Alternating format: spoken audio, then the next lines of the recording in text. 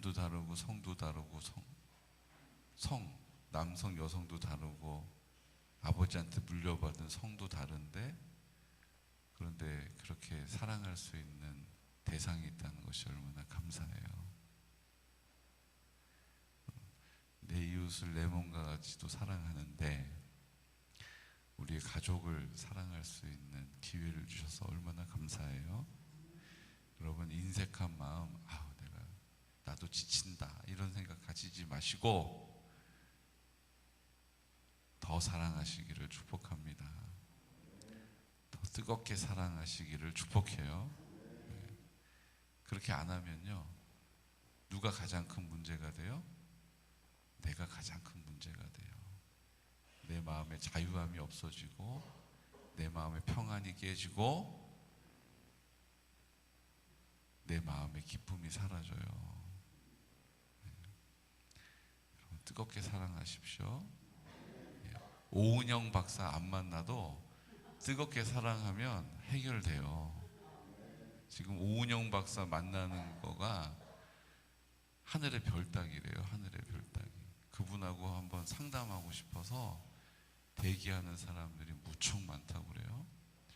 근데 여러분, 그분 안 만나도 더 사랑하면, 뜨겁게 사랑하면 해결됩니다. 네, 해결돼요. 항상 문제는 내 사랑이 딱 바닥을 드러낼 때 일어나요. 내 사랑이 바닥을 칠 때 그때 일어나요. 그때 던진 말 한마디가, 그때 결정한 내 그 판단 때문에 상대가 상처를 받아요. 그건 상처를 주고받는 거예요. 그도 그 사랑이 바닥이 난 상태에서 그도 여유가 없을 때 나에게 던진 그 한마디가 내 마음에 비수같이 꽂히는 거예요.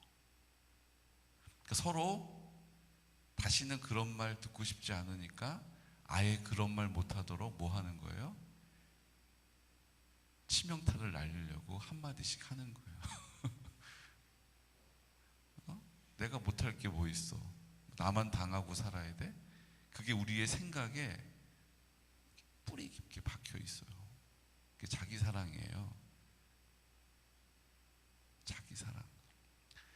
그러니까 나도 예리한 칼을 갈았다가 어느 순간에 때가 되면 그걸 깊이 꽂아놓고 너 다시는 나한테 그런 말 하지 마, 이렇게 하는 거예요.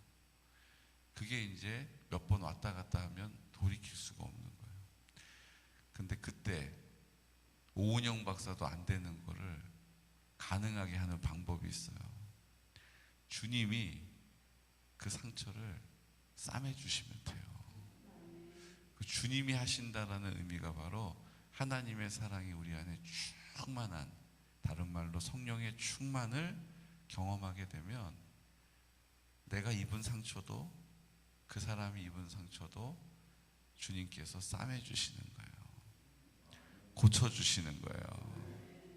온전케 하세요. 새롭게 하세요.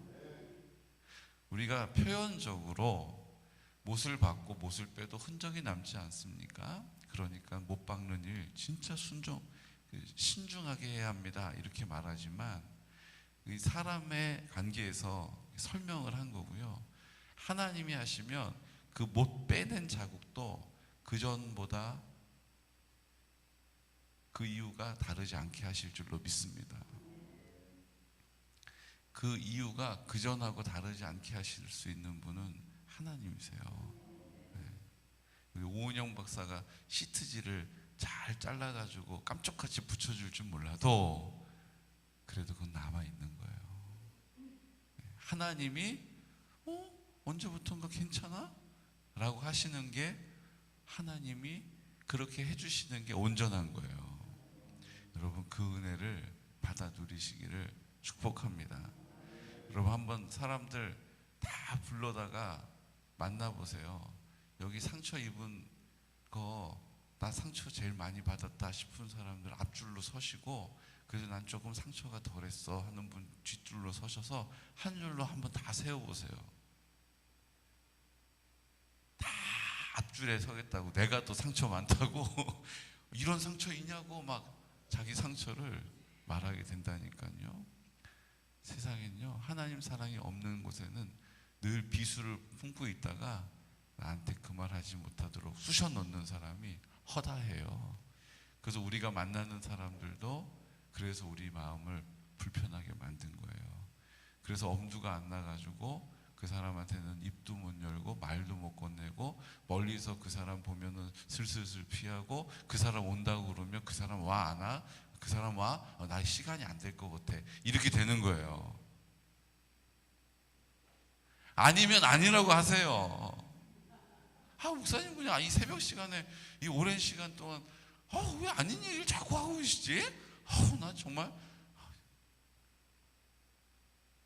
우리가 그렇잖아요. 그 사람이 너무 불편해요. 근데 왜 불편한지 아세요? 내 안에 그 사람이 있다. 내 안에 그 사람이 있다. 그 사람 잘못했다고 내가 막 판단하지만 그 사람 잘못된 거 내 안에 있다요. 내 안에 있다. 그러니까 그 꼴을 두고 보지를 못하겠는 거예요. 너무 보이는 거예요. 그 속이 너무 알겠는 거예요. 그러니까 좋은 표정을 지을 수가 없어요. 그러니까 아예 만나고 싶지 않은 거예요. 내가 그 신경 쓰면서 만날 이유가 있어? 다 좋다고 하는 일인데. 새끼 밥 먹고 내가 뭐가 아쉬워서? 이렇게 되는 거예요. 우리의 생각의 완고함을 주님께 반납한다는 것이 얼마나 중요한지 몰라요. 주님이 내 마음의 전부가 되시지 않으면 계속 우리의 생각의 완고함이, 이 완고한 우리의 생각이 우리를 원통하게 만들고, 우리를 답답하게 만들고, 우리를 억울하게 만들고, 우리를 섭섭하게 만들고, 언제 아멘을 할지 우리를 처참하게 만드는 거예요. 처참하게 만드는 거예요. 오늘 성경에도 우리랑 다를 게 하나도 없어요. 시대가 옛날이지만 우리랑 다를 게 하나도 없는 일이 막 벌어지고 있다고요. 그 일이 어떤 일입니까? 내가 바라지도 않았는데, 내가 원하지도 않았는데 블레셋 사람들이 우리를 공격하러 막 모여드는 거예요. 근데 그들은 우리랑 쓰는 무기조차도 달라요. 성경에 오늘 나오지 않습니까? 지금 이스라엘 백성들은 칼을 찬 사람이 왕하고 왕 아들밖에 없어요. 나머지는 다 보습, 땅 가는 기계, 나머지는 다 무슨 나무 자르던 도끼, 그마저도 어떤 사람은 제대로 된 철기로 된 거 없어서 청동기, 청동으로 된 거, 이건 무기로 쓸 수도 없는 거예요. 그냥 나무보다는 강하니까 들고 나온 거예요. 그러니까 이거 전부 다 무기 자체가 수준이 엉성한 거예요. 그런데 그 당시에 블레셋 사람들은 철기를 쓰는 사람들이에요. 왜냐하면 이 사람들은 이 팔레스타인에 있었던 사람이 아니고 에게해에서 있었던, 그리스에 있는 사람들이 남쪽으로 이렇게 내려와서 해양 민족이란 말이에요. 그러니까 문명이 엄청 발달을 하고, 그 발달한 문명 중에 쇠를 제철할 수 있는 기술이 있는 사람들이에요. 그 무기 자체가 쇠예요. 쇠, 뾰족한 쇠. 무기 자체가 철병거. 그들이 이제 내륙으로 들어오면서 가나안에 정착을 하면서 가나안에 있는 거인족들이 그 철병거를 타는 거예요. 그러니까 얼마나 상대가 안 되겠어요. 비교가 되겠어요. 그러니까 생각이 막 또 돌아가기 시작하는 거예요. 저들하고 싸워서 이길 승산이 있을까? 쉽지 않아. 물론 옛날에 하나님이 도와주셔서 무찌르기도 하고, 물론 암몬 자손도 하나님이 그 기상 날벼락을 내리셔가지고 다 무찔러 주시기도 했지. 물론 하나님이 홍해도 건너게 하셨지. 지금은 하실지 안 하실지 모르잖아. 이렇게 되는 거예요. 우리의 생각이 그거를 전면적으로 부정하진 않지만 지금 내 상황하고 다르다라고 내가 판단한다고요. 그리고 어떻게 합니까? 생각을 해요. 그리고 고민을 해요. 그리고 판단을 해요. 그리고 결정을 해요. 그리고 그 결정은 늘 두려움에 엄습당해서 하는 결정들이 있다라는 거예요. 오늘 그것을 보지 않습니까? 자, 이스라엘 사람들이 이 위급함을 보고 절박하여서 6절 말씀 함께 선포할까요? 이스라엘 사람들이 위급함을 보고 절박하여 굴과 수풀과 바위 틈과 은밀한 곳과 웅덩이에 숨으며, 그러니까 이 두려움을 자기의 힘으로 제거해 보려고 파헤쳐 가려고 하는 거예요. 그래서 내린 결정이 뭐예요? 굴, 수풀, 바위 틈, 은밀한 곳에, 아무도 모르는 곳에, 웅덩이에 숨은 거예요. 그 두려움을 내가 해결해 보려고 하나님께 가지고 나와야 했는데, 하나님께 가지고 나오면 하나님이 어떤 방법을 통해서라도 그 일을 해결해 주셨었는데, 그 하나님을 경험했었는데도 지금 눈앞에 딱 상황이 급박하게 돌아가고 절박하니까 어떻게 해요? 자기의 방법으로, 자기의 생각으로 판단하고 결정하는 거예요. 그래서 숨었어요. 그 다음 또 7절 말씀, 어떤 히브리 사람들은 요단을 건너 갓과 길르앗 땅으로 가되 사울은 아직 길갈에 있고 그를 따른 모든 백성은 떨더라. 그 상황 앞에서 떨고 있는 거예요. 하나님은 두려워하지 말라, 놀라지 말라, 내가 너의 하나님이 됨이라, 내가 너를 버리지 않는다, 이렇게 약속하고 계신데, 그리고 말하시든 안 하시든, 약속하셨든 안 하셨든 관계없이 떨고 있는 거예요. 내 방법으로 숨어요. 숨은 것도 마음에 안심이 안 돼서 떨고 있는 거예요. 그리고요, 8절 말씀, 사울은 사무엘이 정한 기한대로 이레 동안을 기다렸으나 사무엘이 길갈로 오지 아니하매 백성이 사울에게서 흩어지는지라. 이제 숨어 있다가 이것도 안 되겠는 거예요. 그래가지고 어떻게 해요? 그 모여 있었던 군인들, 그래도 한번 싸워봅시다, 우리 나라에 충성! 이러던 사람들이 지금 상황 돌아가는 게 이게 아무리 생각해도 안 되겠는 거예요. 그러니까 어떻게 돼요? 그 사람들이 뿔뿔이 흩어지기 시작하는 거예요. 숨었죠. 그리고 안 숨은 사람은 오긴 왔어요. 근데 그들도 떨고 있어요. 근데 숨은 놈들도 떨고 있어요. 근데 온 사람들도 그나마 흩어지는 거예요.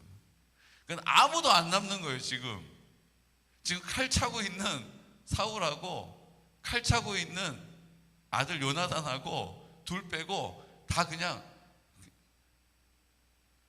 죽음에 대한 두려움이 엄습해가지고 다 흩어지고 떨고 있고 숨어 있는 거예요. 거기다가 지금 거기다 어떤 일이 벌어집니까?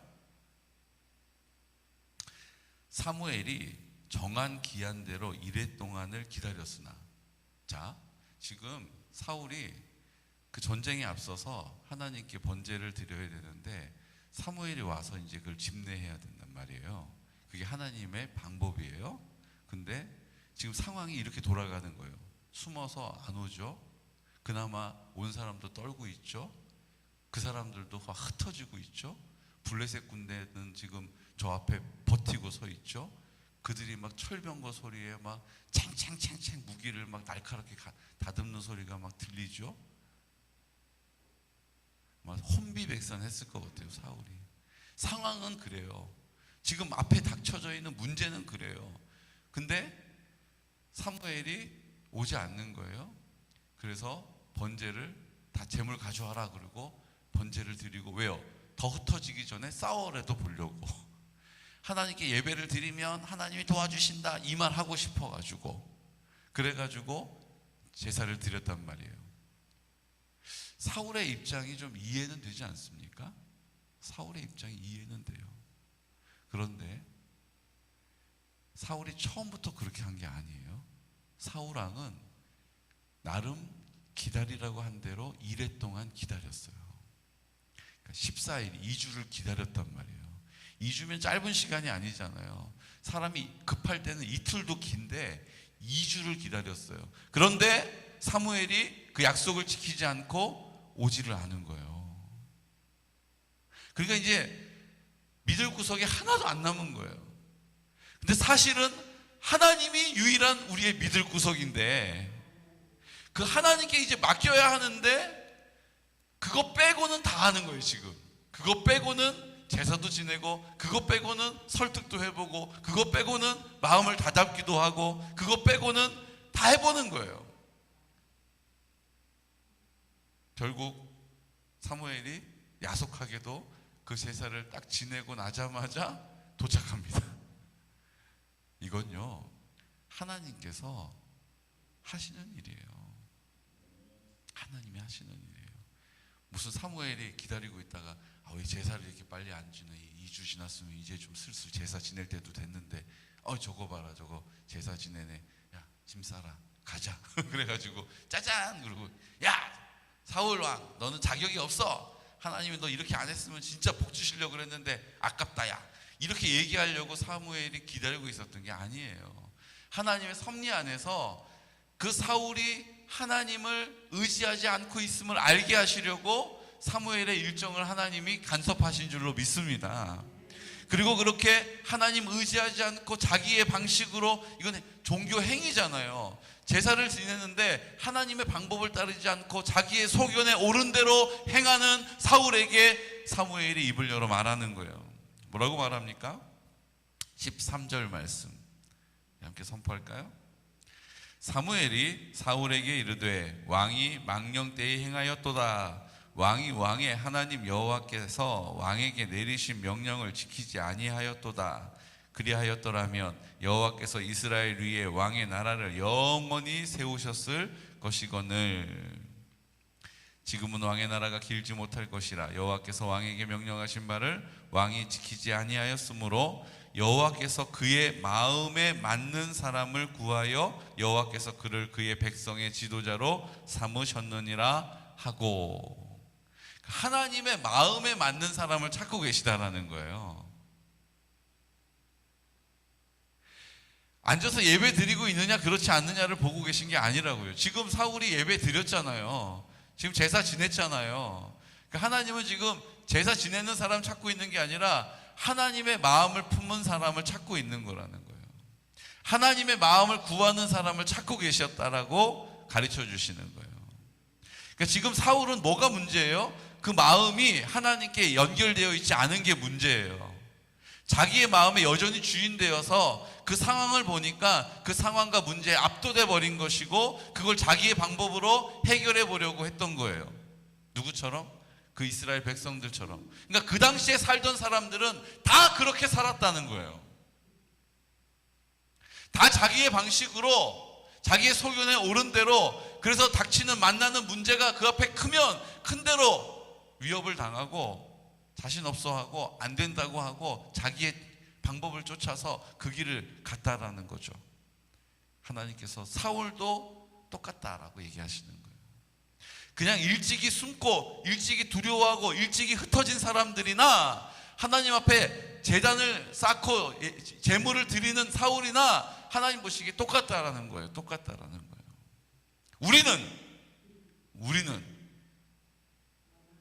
우린 누구예요 지금? 그 백성이에요? 사울이에요? 하나님의 마음, 내 마음에 하나님 마음, 주님 마음, 내 마음, 그 믿음의 자리에 서 있는 사람입니까? 오늘 주님이 우리에게 묻고 계시는 거예요. 도대체 네 마음에는 뭐가 네 마음을 이끌어가고 있느냐? 주님이 제 마음에 계시니까 주님의 뜻이 저를 이끌어가죠. 하나님이 찾고 계시는 하나님의 마음에 합당한 사람인 줄로 믿습니다. 사울은 그런 성령의 충만함, 성령이, 그의 하나님의 영이 강하게 임재하는 것을 경험한 사람임에도 불구하고 자기 중심적인 삶의 모습이 여전히 그 안에 두려움으로 자리한 사람이었어요. 그러니까 결정적인 순간에 어떻게 해요? 믿음을 발휘하지 못하고 자기 안에 있었던 옛사람이 올라온 거예요. 그리고 하나님께서 그것에 대하여서 우리에게 오늘 묻고 계시는 거예요. 나는 옛사람이 들락날락하는 사람인지 아니면 주님이 온전히 내 마음 가운데 전부가 되었는지를 점검해야 한다는 것입니다. 사울 입장에서는 억울했을 거예요. 12절 말씀 보세요. 12절 말씀, 11절 12절. 사울의 입장에서 이렇게 말하는 거예요. 사무엘이 이르되 왕이 행하신 것이 무엇이냐 하니, 함께 선포할게요. 11절. 사울이 이르되 백성은 내게서 흩어지고 당신은 정한 날에 오지 아니하고 블레셋 사람은 믹마스에 모였음을 내가 보았으므로 이에 내가 이르기를 블레셋 사람들이 나를 치러 길갈로 내려오겠거늘 내가 여호와께 은혜를 간구하지 못하였다 하고 부득이하여 번제를 드렸나이다 하니라. 하나님의 은혜가 필요하다라는 사실은 알고 있었어요. 부분적으로 하나님을 아는 거예요. 그 번제가 나에게 하나님의 은혜로 임하는 것이 아니라는 사실을 몰랐던 거죠. 하나님의 마음을 품은 사람, 하나님의 그 마음으로 순종하는 사람을 통해서 역사하신다는 것을 사울이 놓치고 있었던 거예요. 그냥 번제 드리면 하나님이 감동하셔서 도와주시겠지. 지금 이 문제를, 지금 상황을 하나님께서 해결해 주시겠지. 온통 사울의 생각이에요.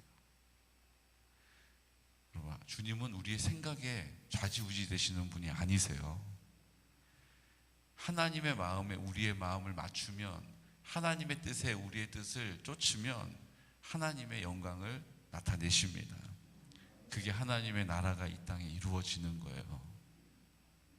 이제 하나님의 나라가 우리의 심령 가운데, 우리의 가정 가운데, 우리 교회 가운데 임하게 된다는 것이 그냥 구호가 아니라 정말로 하나님께서 그렇게 하시고자 하시는 아버지의 뜻이 이루어지는 자리에, 믿음의 자리에 서 있는 귀하고 복된 성도들 되시기를 축복합니다. 지금 우리가 믿음의 싸움을 싸우고 있는 거예요. 여러분 지금 다 멀쩡하게 여기 나와서 앉아 계시지만 지금 하나님의 나라가 임해야 되는 내 심령이 있고요. 하나님 나라가 임해야 될 우리 가정이 있고요. 아유, 저 권사님 믿음도 좋고 걱정이 하나도 없으실 것 같아. 아니에요. 우리 목사님은 저렇게 앞에서 막 외치시니까 맨날 하나님의 나라를 사시겠지. 부럽다. 나도 목사님하고 같이 같은 집에서 살면 좋겠다. 일 것 같으시죠? 아니에요. 아니에요. 왜 이러세요 진짜. 아니라고요. 날마다 싸우는 거예요 우리가. 나 여기 왜 와 있지? 정신 차려보면 다시 원위치. 주님이 내 마음에 계신데 이게 뭐 이러고 산다니까요.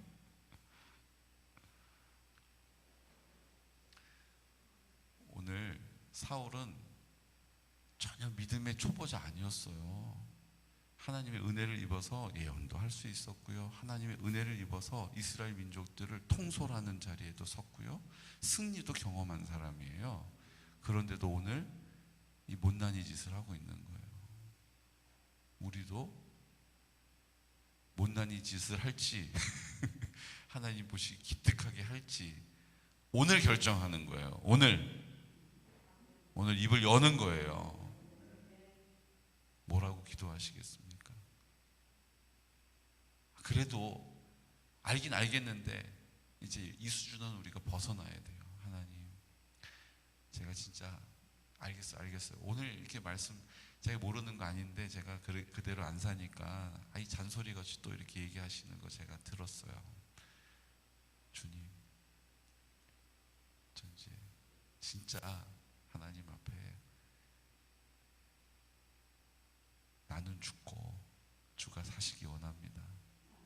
여러분, 이 고백이 우리에게 필요해요.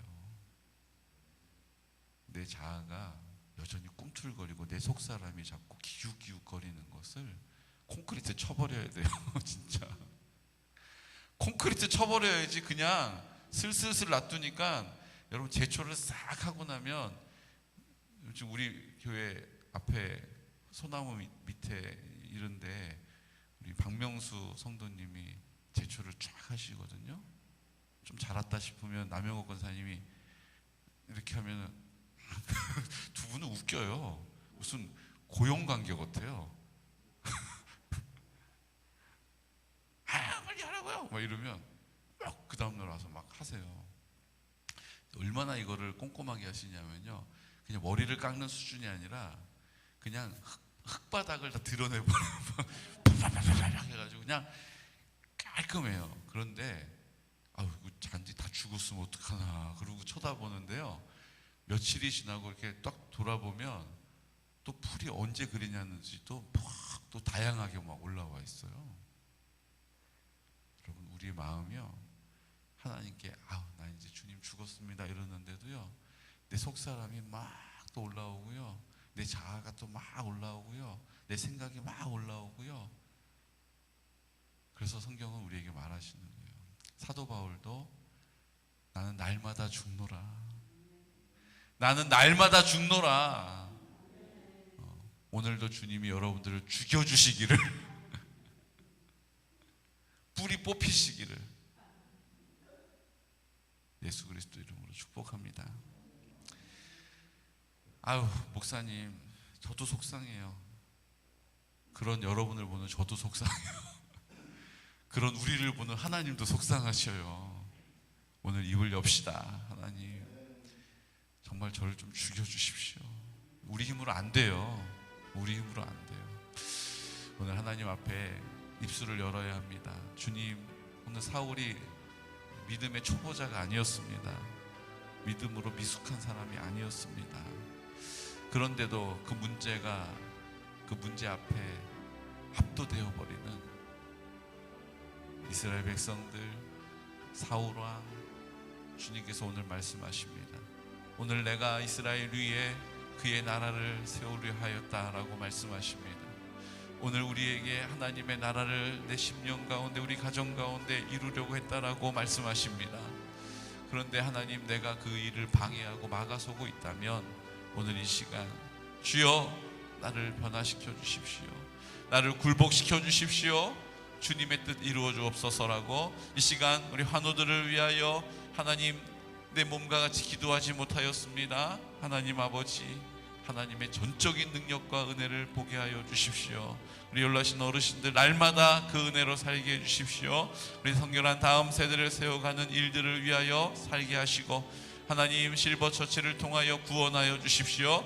아버지, 우리 마리아 중보기도회 가운데 응답받는 공동체 능력으로 살게 하여 주십시오. 다니엘 기도회 가운데 성령의 충만함으로 우리를 온전히 굴복하여 사용해 달라고 나사렛 예수 그리스도 이름으로 선포하며 기도하겠습니다. 주여, 주여, 주여.